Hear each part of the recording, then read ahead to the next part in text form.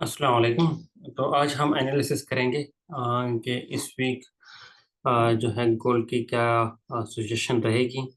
और आज मंडे के रोज़ हमें जो है ना कहाँ से एंट्री मिल सकती है, पॉसिबल जो गोल्ड में डायरेक्शन है वो क्या रह सकता है। तो उसके लिए सबसे पहले हम न्यूज़ देखते हैं, और न्यूज़ में आज हमारे पास कोई भी जो है न्यूज़ नहीं है ऐसी इम्पैक्ट वाली जो गोल्ड के ऊपर कोई इम्पैक्ट डाले ज़्यादा। तो अब अगर हम आते हैं चार्ट के ऊपर गोल्ड में, और यहाँ अगर हम दिल्ली से स्टार्ट करते हैं, तो ताकि एक दफ़ा पूरा सा जो है स्ट्रक्चर को हम दोबारा से इसको चेक करें और एनालाइज करें कंप्लीटली।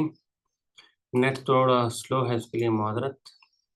अच्छा, हमारे पास यहाँ पे बीओएस हुआ था दिल्ली में, और गोल्ड ने यहाँ से रिट्रेसमेंट लेके अब यहाँ से ऊपर जा रहा है, और ये बीच में यहाँ पे आके इसने रेंज शुरू कर दी। अब इस रेंज में मार्केट जो है यहाँ पे घूम रही है।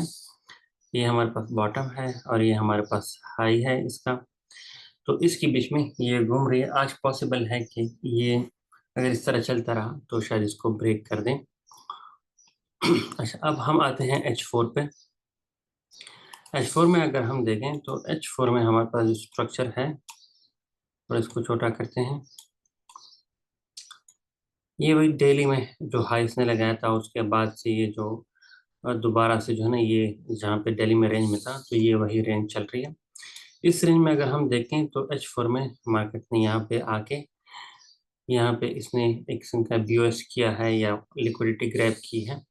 और अब ये यहाँ पे यानी कोई भी मजीद डायरेक्शन की इसने बुलिश जाना है या बेरिश होना है, हमें ये नहीं बता रहा। अगर हम यहाँ पे देखें तो मार्केट जो है नीचे की तरफ आ रही थी, यहाँ पे इसने नीचे की तरफ बीओएस किया था। अब इस जगह पे दोबारा जो है ना, इस यानी जो इंटरनल स्ट्रक्चर है इसमें ये क्लियर नहीं कर रहा कि भाई ये क्या कर रहा है। वैसे अगर हम देखें थोड़ा सा, यानी इसने बीओएस किया है ऊपर की जानिब, और इसको ऊपर ही जाना चाहिए, लेकिन ये इस हाई को नहीं तोड़ रहा, इसको भी क्लियरली नहीं तोड़ा। तो मार्केट को थोड़ा सा ऊपर जाके इसको तोड़ना चाहिए ताकि हमें मजीद डायरेक्शन क्लियर हो।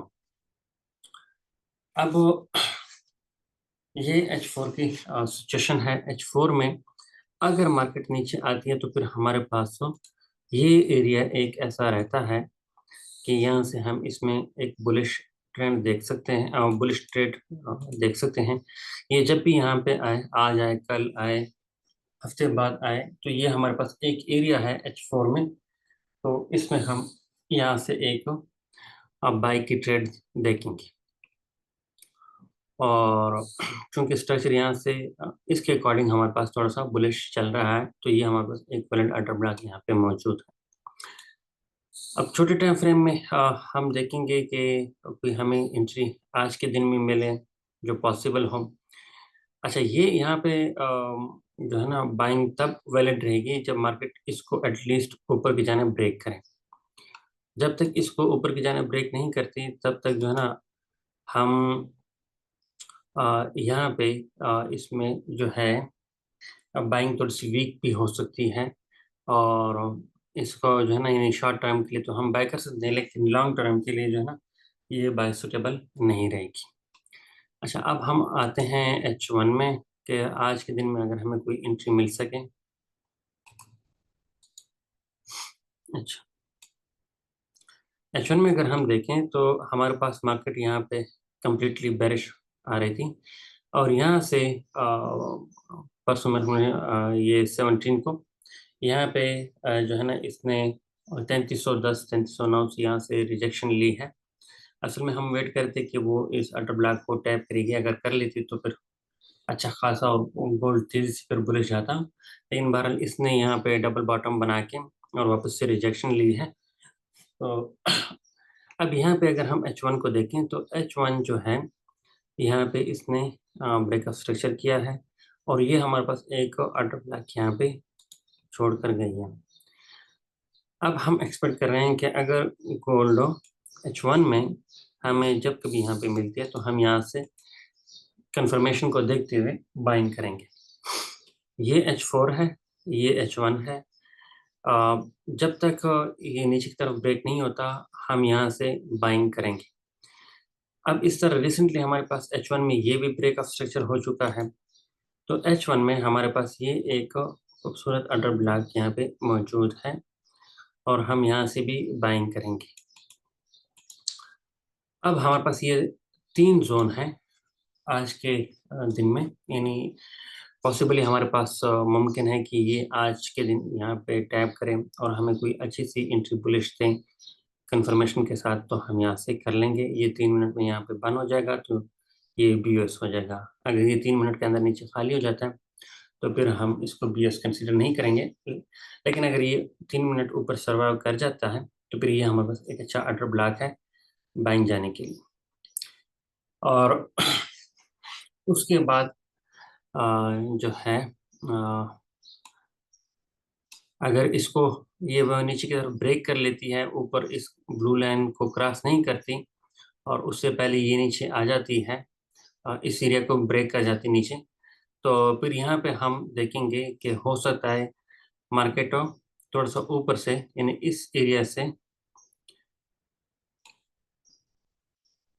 ये सपोर्ट बिकम रेजिस्टेंस, इस तरह के लेवल भी आप इसको कह सकते हैं।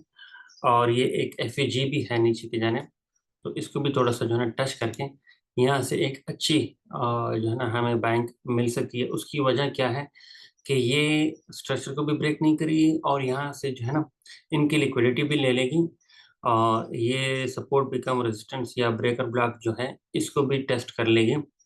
तो एन मुमकिन है कि मार्केट दोबारा से अगर यहाँ से बाइंग अच्छी नहीं मिलती या फिर वापस आ जाती है तो हम यहाँ से भी एक बाइंग अच्छी कर सकते हैं।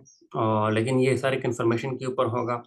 आप लोगों ने जो ना जो भी आप लोगों की कंफर्मेशन होती है वो अपनी लाजमी यहाँ पे चेक करनी है। मैं आपको जोन बता रहा हूँ, तो एन मुमकिन है कि ये इसको ब्रेक कर जाए, लेकिन अगर फिर भी ब्रेक ना कर सकें तो फिर हम मार्केट को यहाँ से, चूंकि H1 बेरिश हो चुका होगा, तो फिर हम इनके रिट्रेसमेंट के ऊपर यहाँ तक जो है सेल की एंट्रीज ढूंढेंगे और फिर यहाँ पे H4 में जैसे ही पहुंचेगी फिर यहाँ से हम दोबारा जो है ना बाइंग कंफर्मेशन देख के तो फिर यहाँ से हम बाय करेंगे। अब आप लोगों को दोबारा मैं जल्दी जल्दी समराइज कर देता हूँ। यहाँ से हम बाइंग देखेंगे, ठीक है, मार्केट यहाँ से हमें बाय देती है या नहीं देती। अ, अगर मार्केट यहाँ तक पहुँच आती है तो हम यहाँ से भी बाइंग कंफर्मेशन देखेंगे, ये ऊपर वाले एरिया से, ठीक है। नीचे वाला भी है लेकिन ये ऊपर वाला ज़्यादा मैं इसको प्रेफर कर रहा हूँ, तो ये इसको नीचे वाले को हम मिस नहीं कर सकते, लेकिन ये ऊपर वाले के ऊपर आप लोग ज़्यादा फोकस में रहेंगे क्योंकि यहाँ से ये इसकी लिक्विडिटी भी ले चुका होगा और इस FEG में भी टैप की होगी और ये सपोर्ट बिकम रेजिस्टेंस जो है रेजिस्टेंस बिकम सपोर्ट का वो जो है ना यहाँ पे रोल प्ले कर रहा होगा। ये ब्रेकर ब्लॉक भी है ये नीचे वाले स्ट्रक्चर की। यहाँ पे अगर हम इस तरह देखें तो इसकी जो है ना इस तरह अगर हम देखें तो यहाँ पे हमारे पास ब्रेकर ब्लॉक का एरिया भी है। और अगर यहाँ से जो है ना मार्केट नीचे आ जाती है तो फिर हम हमारे पास ये जो H1 का रिसेंट स्ट्रक्चर है ये बेरिश हो जाएगा, क्योंकि इसने नीचे चेंज ऑफ करेक्टर कर ली होगी। फिर हम नीचे की तरफ जो है ना यहाँ तक इसमें सेलिंग ढूंढेंगे और ये 3300 का जो एरिया है 3309 से या 3307 से लेके नीचे ये तकरीबन जो है 3282 80 तक, इस रीजन में फिर हम यहाँ से दोबारा बुलिश की कंफर्मेशन देख के और यहाँ से हम फिर बाय की एंट्रीज ढूंढेंगे। ये आज के एनालिसिस है। अगर आप लोगों को हमारी जो है फोरकास्ट पसंद आती है तो चैनल को लाजमी सब्सक्राइब करें अपने दोस्तों के साथ और लाजमी इसको शेयर करें। और आप लोगों को कोई सजेशन हो तो कमेंट भी कर सकते हैं ताकि इसमें मज़ीद इम्प्रूवमेंट की जा सके। और हम लाइव भी आते हैं, लाइव भी ट्रेड्स करते हैं, तो आप उसको भी देख सकते हैं। ये एक एजुकेशनल चैनल है और यहाँ पे हम जो है ना सिर्फ एजुकेशनल कंटेंट डालते हैं। तो इस यहाँ पे हम कोई भी फाइनेंशियल एडवाइस नहीं देते। तो आप लोगों ने सिर्फ डेमो प्रैक्टिस करनी है और कोई भी रेल अकाउंट वगैरह ओपन नहीं करना। हम भी डेमो प्रैक्टिस करते हैं। तो इंशाल्लाह मुलाकात होती है कल दोबारा से एक अच्छी सी फॉरकास्ट वीडियो में। तब तक के लिए अल्लाह हाफिज़।